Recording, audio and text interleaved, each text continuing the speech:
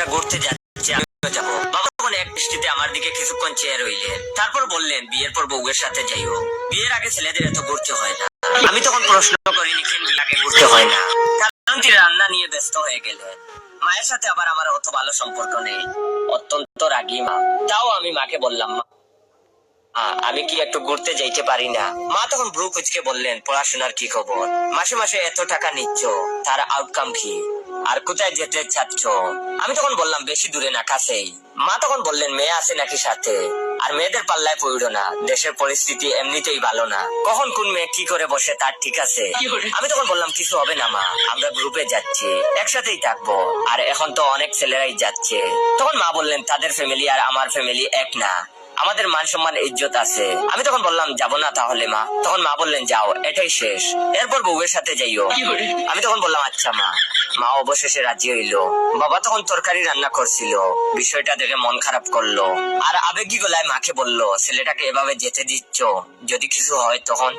তখন মা বললেন, তোমরা পুরুষ মানুষ, বিতুর ডিম, ছেলেটা একটু ঘুরবে না, দুনিয়াটা একটু দেখবে না, সারাদিন কি রান্না করে থাকবে নাকি? বাবা তখন একটা দীর্ঘশ্বাস ফেলে বললেন, তোমাদের ডাঙ্কো মেয়েটা কোথায়? সারাদিন খাবে আর ঘুমাবে, সন্ধ্যা হলে গলির মোড়ে বসে বসে আড্ডা মারবে। গতকাল ওর মুখে সিগারেটের গন্ধ আসছিল, একটু শাসন করতে পারো না? মা তখন বেশ বিরক্ত হয়ে বাবাকে একটা ধমক দিলেন, আর বললেন, মেয়ে কি এখন ছোট?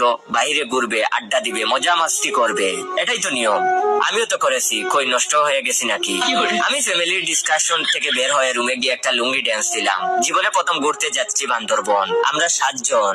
ফেসবুকে ঢুকে গ্রুপে আমি যাচ্ছি কনফার্ম মেসেজটা দিতে গেলাম, যে দেখি বাকি 6 জনের 4 জনই যাচ্ছে না। মনটা তখন আমার খারাপ হয়ে গেল। আমি আমার বন্ধুকে বললাম, আশিক যাবি না কেন? সে তখন বলল, বাবাকে অনেক বলে কয়ে রাজি করাইছি, মা এমন ধমক দিছে, বাবা এখন কান্না করতেছে, এখন আর আমার যাওয়া ঠিক হবে না।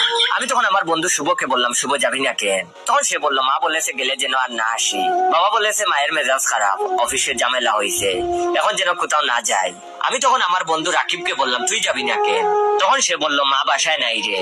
বাবাকে বললাম টাকা দিতে, বাবা বলেছে, তোর মা বাজারের টাকা ছাড়া কিছুই দে আমারে, যে তোরে দিমু ট্যুরে যাওয়ার জন্য, আমার যাওয়া হচ্ছে না। আমি তখন আমার বন্ধু রাহাতকে বললাম, তোর কি হয়েছে?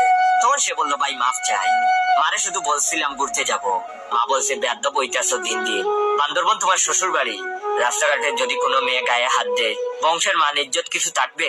বাইরে ভাই, আমি এত কষ্ট করে আমার ফ্যামিলিকে রাজি করাইলাম, আর ওরা 4 জনই যাবে না।